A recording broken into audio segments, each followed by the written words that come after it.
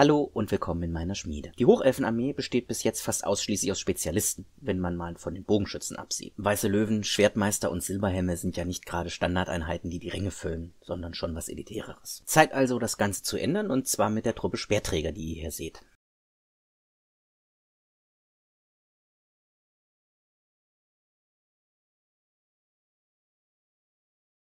Kerzen erleuchteten den Raum und warfen tanzende Schatten an die Wände. Aus der Entfernung wirkte das hell erleuchtete Zimmer in der Spitze des Turms wie ein Leuchtfeuer in der Nacht. Leise drangen Geräusche einer Festgesellschaft nach oben und ließen die Gestalt am Schreibtisch kurz aufhorchen. Sie hob den Kopf, dann lächelte der Mann unwillkürlich. Er griff nach dem Weinglas und trat auf den Balkon in die warme Abendluft hinaus. Im Garten des Palastes feierte die Gesellschaft ausgelassen. Es waren die Feierlichkeiten, die das Ende der Ernte einläuteten. Sie dankten Isha und baten um Segen für das nächste Jahr. Wenn die Zeremonien im Tempel beendet waren, begannen die Feierlichkeiten, die sich über mehrere Tage erstreckten. Der Mann blickte über die mondbeschienenen Felder und Weinberge hinweg. Dann trank er einen Schluck. Der Wein war, wie er ihn mochte, stark und würzig. Eigentlich wurde von ihm als Hausherr erwartet, dass er an den Feierlichkeiten teilnahm. Aber nach all den schlechten Nachrichten der letzten Tage und Wochen war ihm nicht nach Feiern zumute.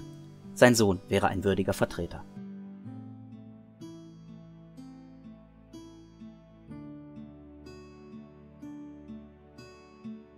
Eldrod ging zurück an seinen Schreibtisch, stellte das Glas weg und griff nach den Berichten. Wohl zum 100. Mal ging er die Listen durch. Von der Armee, die nach Nagarüt entsandt worden war nur ein Bruchteil zurückgekehrt. Und jeder Bericht, dessen er hatte habhaft werden können, sprach davon, dass der Großteil vernichtet worden war. Er las erneut den Bericht eines gewissen Sirael, der bei den illyrianischen Reitern diente. Sie waren nur knapp mit dem Leben entkommen, und das auch nur, weil sie beritten gewesen waren. Eldrod wollte sich nicht ausmalen, was mit den Fußsoldaten geschehen war.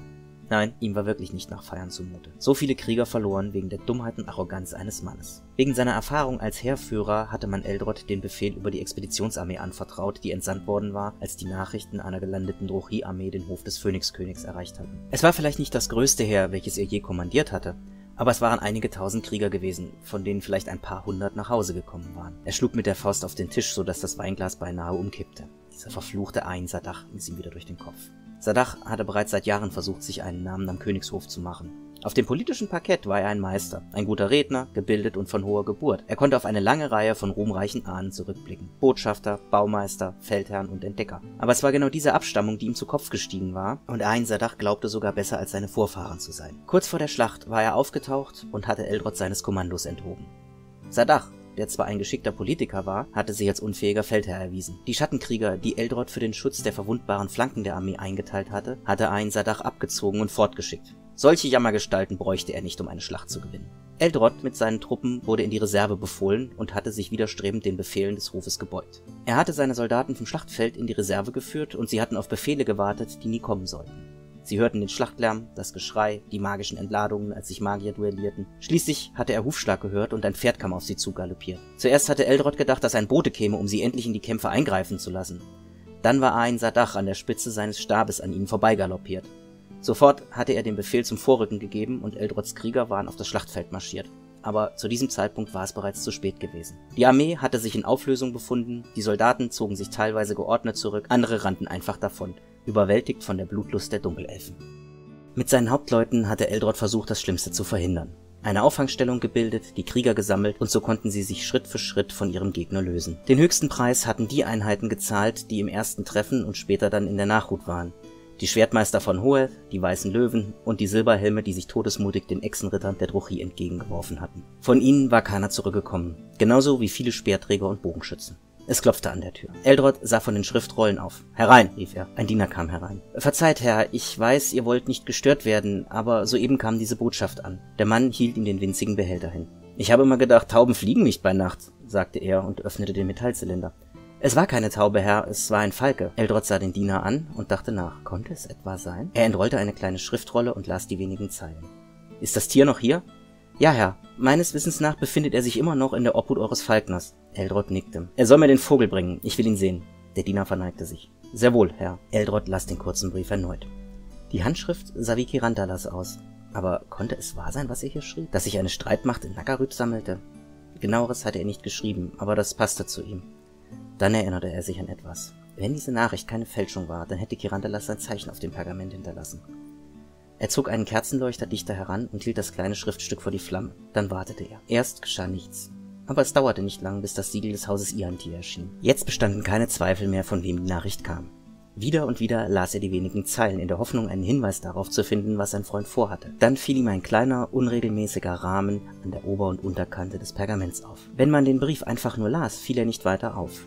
Suchte man aber nach etwas, würde er früher oder später ins Auge stechen. Wieder dachte Eldrod nach. Er öffnete eine der Schubladen seines Schreibtischs und begann, nach etwas zu suchen. Schließlich förderte er einen kleinen Holzstab zutage. Vorsichtig schnitt er mit dem Federmesser die Teile des Pergaments ab, auf dem sich der kleine Rand befand. Dann legte er beide Teile um den Holzstab, fügte die schwarzen Stellen zusammen und wurde nicht enttäuscht. Wir treffen uns an Silias Tränen. Mehr war nicht zu lesen. Er griff nach der kleinen Glocke, die auf dem Tisch stand, und läutete. Sofort trat ein anderer Diener ein. »Ihr wünscht, Herr? Ich muss mit Hauptmann Talion sprechen. Er soll sofort zu mir kommen. Jetzt!« Der Diener verneigte sich und verließ den Raum. Silias Tränen. Eldrod ging an das Regal mit den Landkarten und zog eine daraus hervor. Wenn er sich richtig erinnerte, waren sie im nördlichen Nagaryth. Dafür würde sich diese Streitmacht aber ziemlich dicht an Anlek vorbei bewegen müssen, und das war mit Sicherheit wieder besetzt. Er fuhr mit dem Finger die Karte ab. Dann fand er den kleinen zusätzlich eingefügten Eintrag: Silias Tränen. Der Wasserfall lag in einem schwer zugänglichen Tal, und höchstens ein paar Bergziegen konnten behaupten, einen sicheren Weg dorthin zu kennen.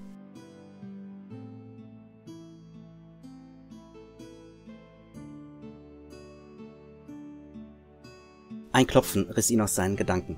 »Ja, herein«, rief er, ohne von der Landkarte aufzublicken. Ein Elf, gekleidet in eine verzierte Rüstung, betrat den Raum. »Ihr wünscht, Herr, lass die Förmlichkeiten weg und setz dich«, forderte Eldrod ihn auf. Talion nahm auf dem Stuhl gegenüber Eldrod Platz. »Also, worum geht's?« »Wie viele Soldaten können wir noch aufbieten?«, fragte Eldrod sein Gegenüber.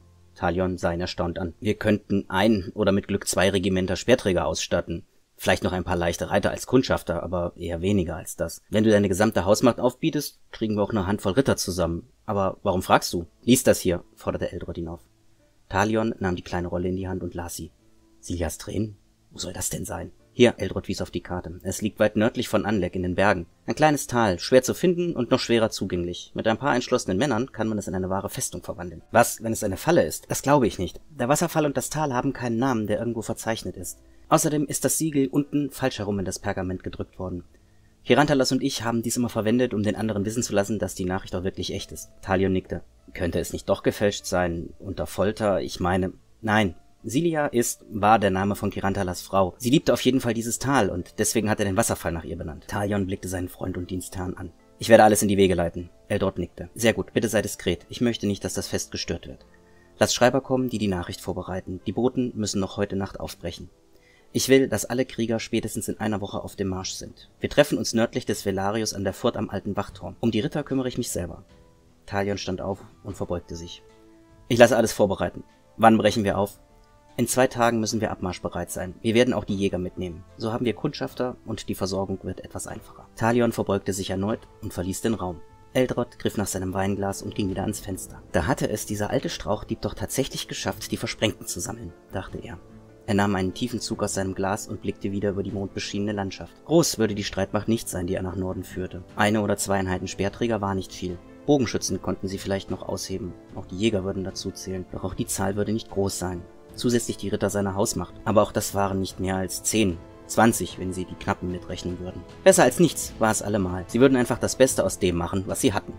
Es würde nicht einfach werden, ungesehen mit einer größeren Streitmacht Silias Tränen zu erreichen. Viel Gepäck konnten sie ohnehin nicht mitnehmen. Jeder Krieger müsste den Proviant für wenigstens 10 Tage dabei haben. An Zelte oder Trosswagen wagte Eldrod gar nicht zu denken. Die Pferde würden am schwierigsten werden, aber ohne die wären Kundschafter und Ritter nur halb so viel wert. Das Versorgungsproblem war noch am einfachsten zu lösen. Seine Jäger würden den Weg vor ihnen auskundschaften und auch gleichzeitig frisches Fleisch beschaffen müssen. Eldrod überlegte weiter. Zu Schattenkriegern konnte er die einfachen Soldaten nicht ausbilden, nicht in der Kürze der Zeit. Und selbst wenn sie diese Zeit gehabt hätten, würde den Kriegern die Erfahrung in Hinterhaltstaktiken fehlen. Möglicherweise konnten sie Truppen zusammenlegen, so wie die Seegarde in Lothern, die auf den Kriegsschiffen des Phönixkönigs Dienst tat. Es würde wenigstens 3 Wochen dauern, bis alle Aushebungen am Velarius eingetroffen waren. Die Krieger seines Haushalts könnten in dieser Zeit in der neuen Formation ausgebildet werden. Im Grunde genommen war es ja nur die übliche Kampfweise von Speerträgern und Bogenschützen, nur in einem wesentlich verkleinerten Rahmen. Die Bogenschützen würden vor den Speerträgern stehen und im Falle eines Angriffs würden sie sich hinter den Schildwall zurückziehen müssen. Das konnte eingeübt werden und bei ausgebildeten Soldaten würde das auch nicht wirklich lange dauern. Er trank den letzten Schluck aus dem Glas und ging zurück an den Schreibtisch. Die Karte lag immer noch ausgebreitet über den Schriftrollen und Büchern. Er betrachtete sie und folgte mit dem Finger Flüssen und Gebirgszügen bis in den Süden nach Kalidor. Dann begann er zu lächeln. Vielleicht war jetzt der richtige Zeitpunkt, einen alten Freund um Hilfe zu bitten. Er griff nach der Feder und begann zu schreiben. Wie immer am Ende jetzt die fertigen Modelle. Die 2 Einheiten sind zwar klein, aber die Sammlung hat einfach noch nicht mehr hergegeben. Wie immer hoffe ich, dass euch das Video gefallen hat. Lasst mir einen Like oder Kommentar da, teilt das Video oder abonniert den Kanal. Eben alles, was ihr so von YouTube kennt, und bis bald in meiner Schmiede.